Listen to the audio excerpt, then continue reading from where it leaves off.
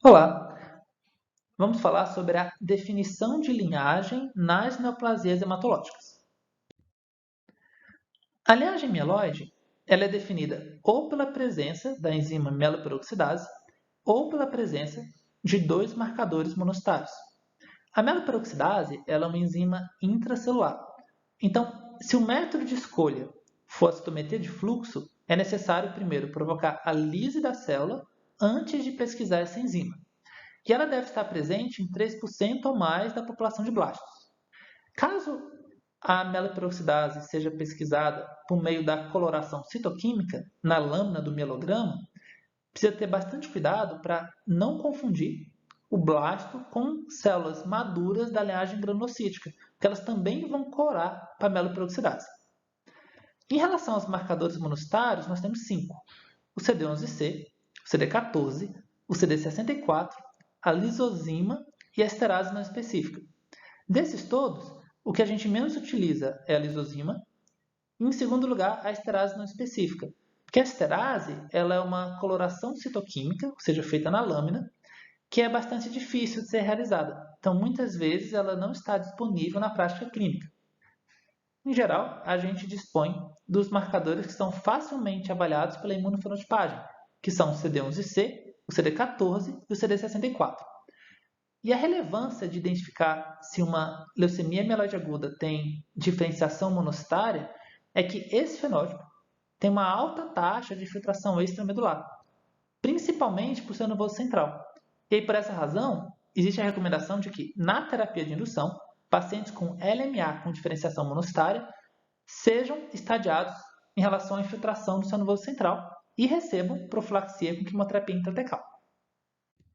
Uma exceção para a definição de linhagem mieloide, que prevê ou a presença da meloperoxidase ou a presença de dois ou mais marcadores monostários, é a LMA com diferenciação mínima, que era reconhecida pela classificação antiga da FAB como M0.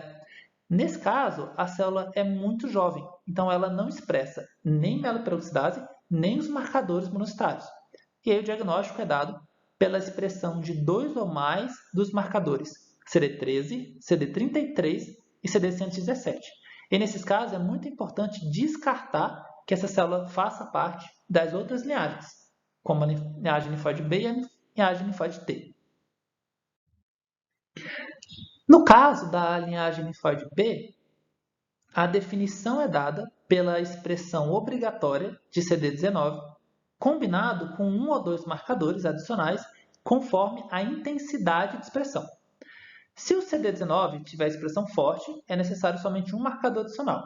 E se a sua expressão for fraca, a gente precisa de dois marcadores a mais. E esses marcadores são o CD22 intraestoplasmático, o CD79A e o CD10. Desses três, o que surge primeiro é o CD22. E aí, lembrando, assim como ocorre com a mieloperoxidase, a pesquisa do CD22 intraestoplasmático ela deve ser precedida por lise da célula, caso o método empregado seja a imunofenotipagem por citometria de fluxo.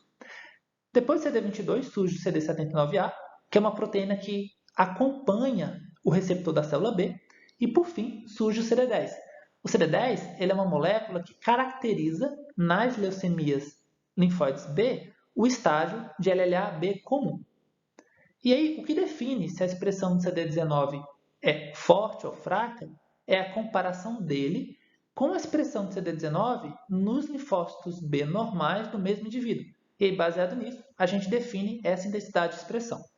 Agora, é necessário cuidado em relação aos pacientes que foram expostos a terapias-alvo que são direcionadas contra o CD19.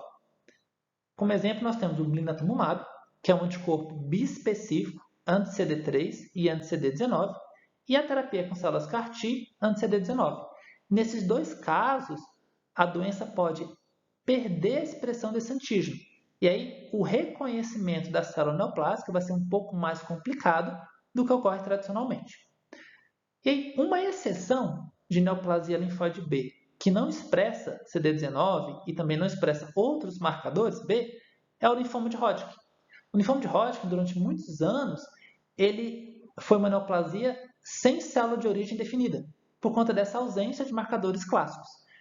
Hoje em dia, a gente consegue identificar que o linfoma de Hodgkin pertence à linhagem B, porque ele expressa o fator de transcrição PAX5, que está presente desde o linfoblasto até o estágio anterior ao plasmócito.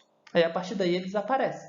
O PAX5 é o fator de transcrição responsável pelo comprometimento do blasto com a linhagem linfóide B, e aí ele é pesquisado nas amostras de biópsia de linfoma de Hodgkin por meio da técnica de imunohistoquímica, e ele tem uma marcação intracelular.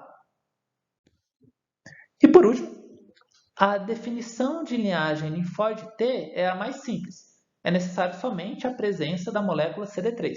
O CD3 é uma molécula que acompanha o receptor da célula T. Nas células mais imaturas, como ocorre na LLA-T, o CD3 ele é expresso somente no intracitoplasmático. E à medida que a célula amadurece, a molécula também surge na superfície celular.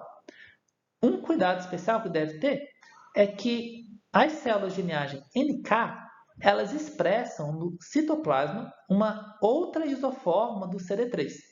Enquanto a célula T normal expressa a isoforma CD3-epsilon, a célula NK expressa a isoforma CD3-zeta, isso no citoplasma. Então, quando você faz a avaliação do CD3 por meio de imunohistoquímico numa biópsia, eventualmente, se o clone do seu anticorpo contra o CD3 for policlonal, ele pode reagir com o CD3 intracitoplasmático zeta e dar a falsa impressão de que uma célula NK é uma célula T. Quando você avalia o antígeno na superfície celular, ele sempre está presente nas células T. A célula NK não tem CD3 de superfície. E uma exceção para isso é um tipo de linfoma T, chamado linfoma de grandes células anaplásico, que eventualmente pode não apresentar nem CD3 intracitoplasmático, nem CD3 na superfície. Quando isso acontece, também é comum que não apresente nenhum outro marcador da linhagem T. E aí ele é reconhecido como null cell type.